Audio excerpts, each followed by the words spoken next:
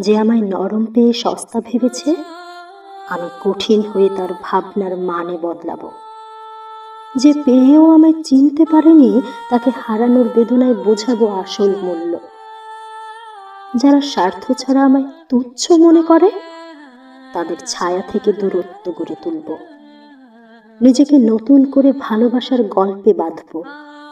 নিজের জন্য সময় নিয়ে জীবনকে সাজাবো। আমার আত্মা হবে শক্তির সুর, যেখানে কোমলতার পাশে থাকবে দৃঢ়তার ছাপ।